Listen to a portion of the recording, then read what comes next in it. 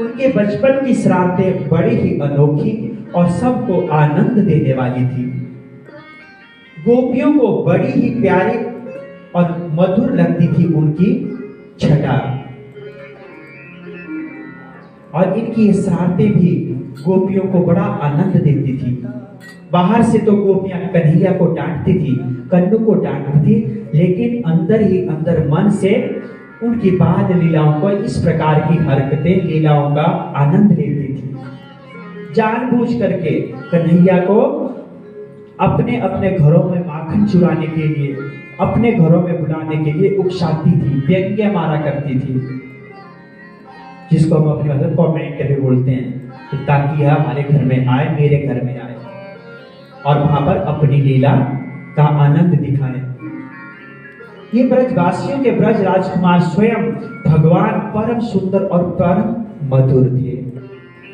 एक दिन सांवरे सलोने ब्रज राजकुमार कन्हैया अपने ही घर में चोरी चुपके से माखन चुरा रहे थे। इधर यशोदा मैया ने कन्हैया को देखे बिना एक पल भी नहीं रह सकती थी। मैया यशोदा किसी कार्यवश बाहर गई हुई थी, किंतु अपने लाडले लाल की याद आते ही एकदम घर वापस आ गई। इधर कन्हैया का अपना ही प्रोग्राम चुपके चुपके अकेले अकेले घर में चला हुआ था।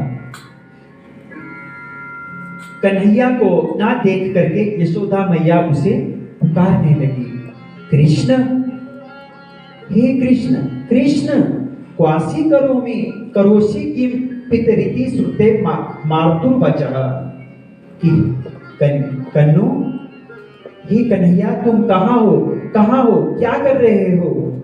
यशोदा मैया कृष्ण को खोजती खोजती वहां पहुंची जहां हमारे ठाकुर जी माखन को अपने कर कमलों द्वारा कृतार्थ कर रहे थे। मैया ने पूछा, अरे वो मेरे बाप, तू यहाँ क्या कर रहा है? मैया की आवाज सुनते ही हमारे ठाकुर चौंक पड़े और कहने लगे, अरे मैया, तू अचानक कहां से आ गई? कन्हैया हमेशा अपनी मैया से तू करके ही बात करता था, कभी आप करके बात नहीं की है। मैया देवकी से की है, लेकिन यशोदा को तो यशोदा मैया, तूने ऐसा किया बाबा, मैं तू ही चलती थी। झट बहाना बना करके बोले, मैया, ये तूने जो पद्म राग से जड़ा हुआ कंकड़ मेरे हाथों में पहना, इसकी लपट से मेरा हाथ जल रहा था।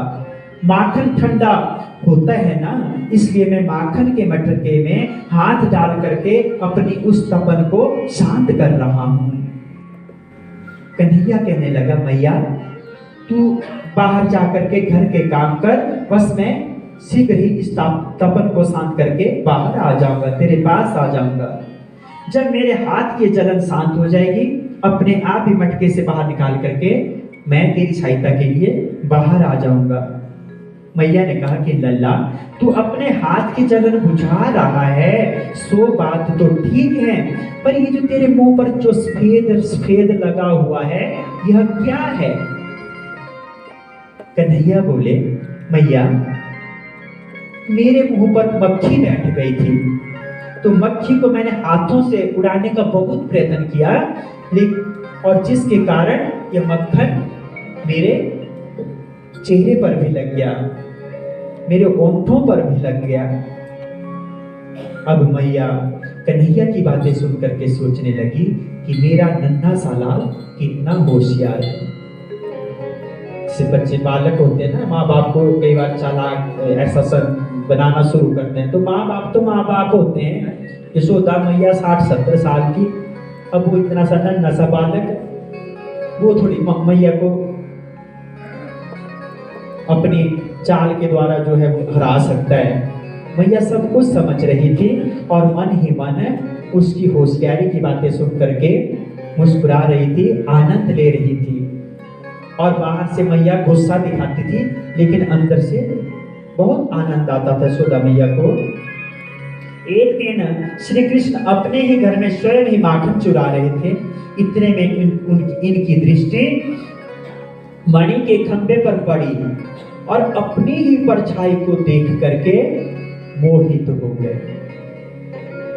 मणि ने जब पहली बार हमारे नीलमणि ने अपना चेहरा देखा तो बस देखते ही रह गए।